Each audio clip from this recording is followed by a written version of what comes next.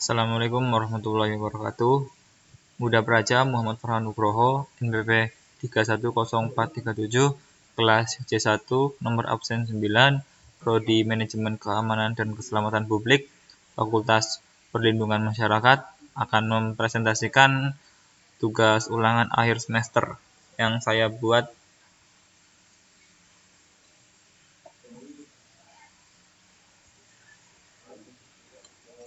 Pengertian pamong praja dan kepamong prajaan.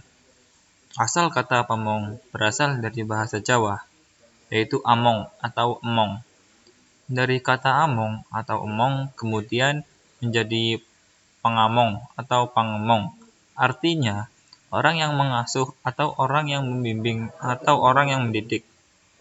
Adapun istilah praja berasal dari bahasa Jawa kuno yang diartikan kerajaan atau negara. Misalnya, Praja Ngamarta artinya kerajaan Ngamarta atau Pendowo. Pamong praja adalah aparatur pusat maupun daerah yang dididik secara khusus untuk menjalankan tugas-tugas pemerintahan dengan kompetensi dasar koordinasi, kolaborasi, dan konsensus atau DKK dalam rangka memberikan pelayanan umum serta menjaga keutuhan negara kesatuan Republik Indonesia. Kepamong prajaan adalah sebagian dari tugas-tugas pemerintahan yang memerlukan pengetahuan luas dan mendalam terhadap berbagai aspek kehidupan serta permasalahan yang dihadapi masyarakat, ketangguhan ideologis, seni kepemimpinan yang tepat, dan kemampuan menggerakkan masyarakat. Sejarah pamong praja. Pamong praja diperkenalkan oleh Belanda sebagai istilah bagi kelompok yang memerintah dalam pemerintahan kolonial Belanda. Kolonial mengangkat kelompok pribumi yaitu Binnenlands Bestuur untuk memerintah Ambtenaren. Pemimpin wilayah pemerintahan langsung dengan masyarakat atau direct government. Pangreh praja atau kelompok yang memerintah orientasi abdi negara yang dilayani masyarakat paradigma lama. Pamong praja atau kelompok PNS yang abdi masyarakat dan negara paradigma baru terkini. Syarat menjadi seorang pamong praja. Yang pertama, pengetahuannya luas. Yang kedua, memiliki kedewasaan. Yang ketiga, kematangan emosi. Yang keempat, kemampuan mendidik. Yang kelima, kemampuan membimbing. Yang keenam, kemampuan mendampingi. Kemudian, kapabilitas utama pamong praja. Yang pertama itu kesehatan prima. Yang kedua, daya tahan stres. Yang ketiga, kedisiplinan. Yang keempat, pengetahuan teknis. Yang kelima, keterampilan teknis. Yang keenam, yaitu pribadi yang baik. Kemudian, kompetensi pamong praja di era pemerintahan modern. Yang pertama, pembuat kebijakan atau policy maker. Yang kedua, koordinator kepemerintahan atau coordinator of governance. Yang ketiga, mediator kemasyarakatan atau mediator of social affairs. Syarat menjadi seorang pamong praja, nilai-nilai dasar kepamongprajaan. Yang pertama itu keteladanan. Kedua, keadilan. Ketiga, responsif. Keempat, empati. Kelima, pelayanan. Keenam, pengorbanan.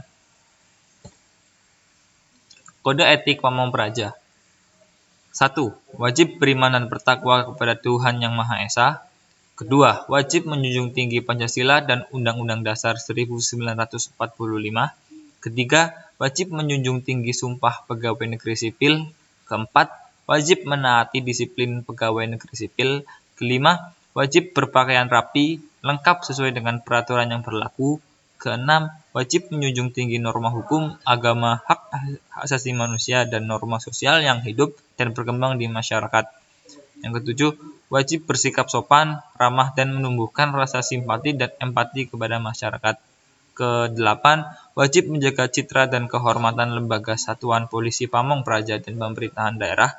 Kesembilan, wajib meningkatkan kemampuan demi profesionalisme satuan polisi pamong praja. Yang ke-10, wajib menghindarkan diri dari perbuatan tercela. Yang ke-11, wajib menjunjung tinggi nilai kejujuran, keadilan, dan kebenaran. Yang ke-12, wajib tidak melakukan transaksi jual beli dan atau menjadi pengguna barang atau obat terlarang. Yang ke-13, wajib menjaga, memelihara, dan meningkatkan rasa aman dan tentram bagi masyarakat, bangsa, dan negara. Yang ke-14, wajib bekerja sesuai dengan visi dan misi Satuan Polisi Pamong Praja. Yang ke-15, wajib mematuhi jenjang kewenangan berdasarkan aturan dan tata cara yang berlaku. Yang ke-16, wajib melaksanakan perintah atasan dan tidak menyalahgunakan wewenang. Yang ke-17, wajib tidak menjual belikan, menggandakan, atau menyewakan, atau meminjamkan barang-barang baik bergerak maupun tidak bergerak, dokumen atau barang berharga milik pemerintah daerah secara tidak sah. Indikator kualitas seorang pamong praja. Yang pertama, pamong praja sebagai kader pemerintahan sipil di lingkungan Kementerian Dalam Negeri dan pemerintah daerah. Yang kedua, pamong praja sebagai kader pemerintah sipil diperlukan pada setiap jenjang administratif pemerintahan. Strukturnya mengerucut. Di tingkat desa atau kelurahan diperlukan ribuan orang pamong desa atau pamong kelurahan, dan di puncaknya pamong bangsa atau negara, yaitu presiden. Ketiga, pamong praja generalis yang mengetahui dan mengenal sedikit demi sedikit tentang semakin banyak hal dalam hubungan ini. Kepamong prajaan lebih sebagai seni atau art dan kreativitas ketimbang teknik dan spesialisasi. Kualitas ini tidak dapat dipenuhi oleh perguruan tinggi umum yang cenderung spesialistik.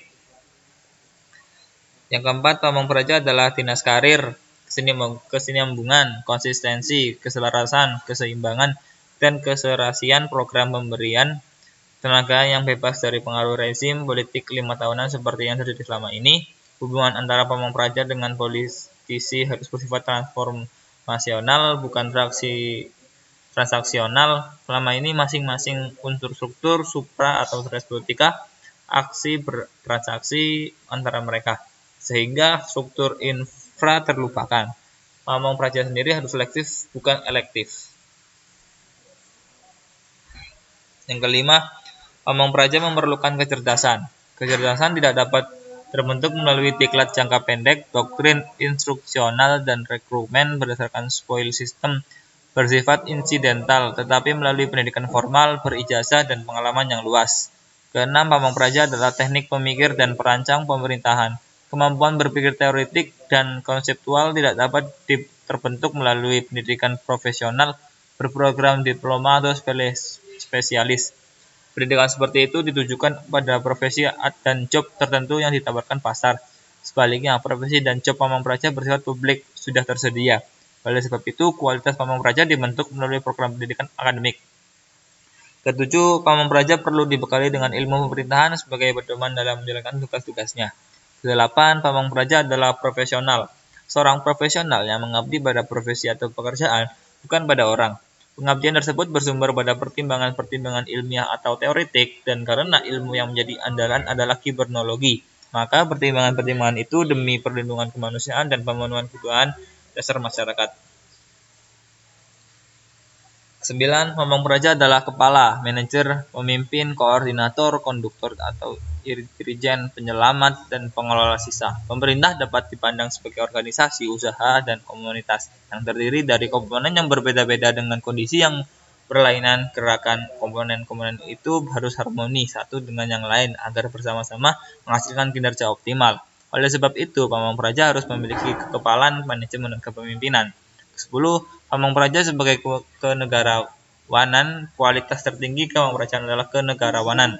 Seseorang penegarawan menghasilkan pikiran-pikiran besar atau magnanimous, memandang sejauh mungkin ke depan, berwatak imparsial dan non-partisan, berperan menjalankan misi pemerintahan Indonesia, yaitu mengelola keunikan tiap masyarakat, menjadi kekuatan mata rantai Nusantara, mengurangi kesenjangan vertikal antar lapisan masyarakat, dan mengurangi kesenjangan horizontal antar daerah secepatnya, sehingga the people who get the pain are the people who share the gain, dan memproses kesebangsaan guna mewujudkan Bhinneka Tunggal Ika adalah Departemen Dalam Negeri. Kepamong prajaan dibentuk melalui pendidikan kedinasan di bawah pemerintahan dalam negeri, yaitu Institut Pemerintahan Dalam Negeri, melalui jenjang pendidikan D4, S1, S2, dan S3. Kepamongprajaan adalah jiwa kerja korps yang berwawasan nusantara dan bersemangat kesebangsaan. Tugas, fungsi, peran, dan kewajiban Pamongpraja. Tugas Pamongpraja: 1. Membantu proses pembuatan keputusan-keputusan. 2. Mengawal agar setiap keputusan itu terlaksana sesuai dengan cara melakukan monitoring, supervisi, dan mengawasi. 3. Melaksanakan semua perintah atasan kecuali perintah yang bertentangan dengan aturan dan nurani. Fungsi Pamongpraja: pertama, menyelenggara pelayanan bagi masyarakat. Yang ketiga, penyelenggaraan pembangunan bagi masyarakat. Yang ketiga, menyelenggarakan pemberdayaan bagi masyarakat. Peran Pamongpraja: yang pertama, abdi negara. Yang kedua, pelayanan masyarakat. Yang ketiga, abdi masyarakat. Yang keempat, perekat persatuan bangsa. Tugas peran Pamongpraja: yang pertama, mediator konflik masyarakat. Yang kedua, pencipta damai di masyarakat. Yang ketiga, pemberi makna pemerintahan. Yang keempat, pemimpin pemerintahan sipil. Kewajiban Pamongpraja: yang pertama, mengayomi rakyat, yaitu hadir pada setiap acara masyarakat sehingga masyarakat menjadi tentram karena Pamongpraja ada kerja 24 jam. Yang kedua, memberikan masukan kepada pemimpin politik pemerintahan. Untuk itu, Pamongpraja harus paham tentang politik. 12. Spirit Kepamongprajaan. Yang pertama itu foresight, atau mengamong adalah memandang jauh mungkin ke depan, tidak hanya sebatas masa jabatan. Yang kedua, conducting. Mengamong adalah menciptakan harmoni antar kegiatan yang berbeda. Yang ketiga, coordinating. Mengamong adalah membangun komitmen bersama antar unit kerja yang berbeda-beda agar yang satu tidak merugikan yang lain. Keempat, peacemaking. Mengamong adalah membangun kedamaian. Residue caring. Mengamong adalah mengurus sesuatu urusan yang dianggap sampah. Turbulence serving, yaitu mengamong adalah mengantisipasi dan melayani dalam arti melindungi dan menyelamatkan manusia dan lingkungannya. Yang selanjutnya, fresh air mission. Mengamong adalah menunjukkan keberanian untuk melakukan turbulence serving di atas, di luar batas aturan yang ada. Selanjutnya, generalis function. Mengamong adalah belajar untuk mengetahui sedikit demi sedikit tentang semakin banyak hal.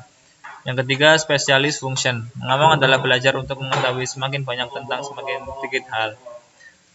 Selanjutnya, responsibility. Mengamong adalah mempertanggungjawabkan satu pelaksanakan tugas. Yang selanjutnya, magnanimous thinking.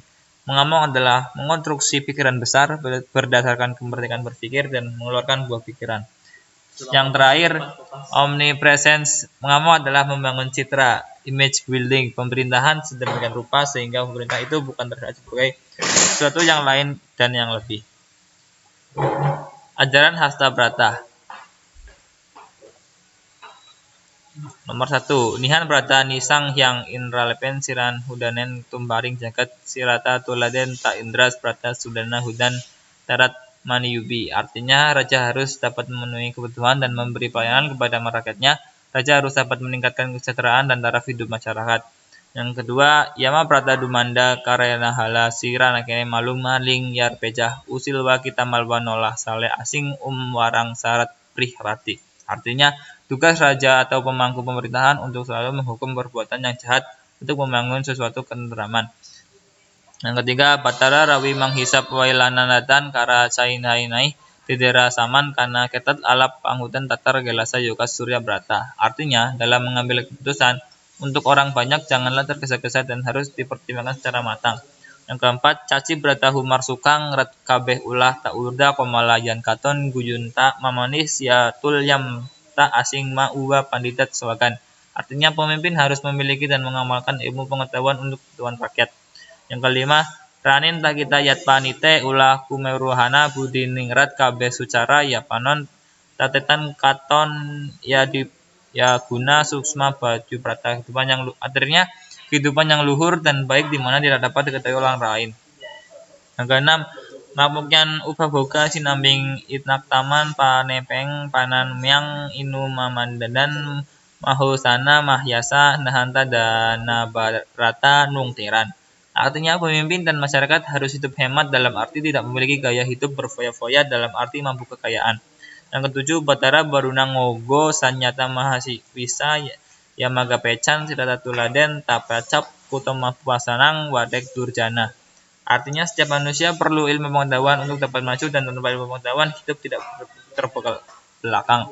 Yang kedelapan, lanang esesi catra bani brata galak tari musuh ya kapeya asing sainon tacir nafasa ya tekene sing nangguh agni brata. Artinya pemimpin harus gagah perkasa, berani, tabah, dan bijaksana, serta memberi motivasi bawahan untuk maju.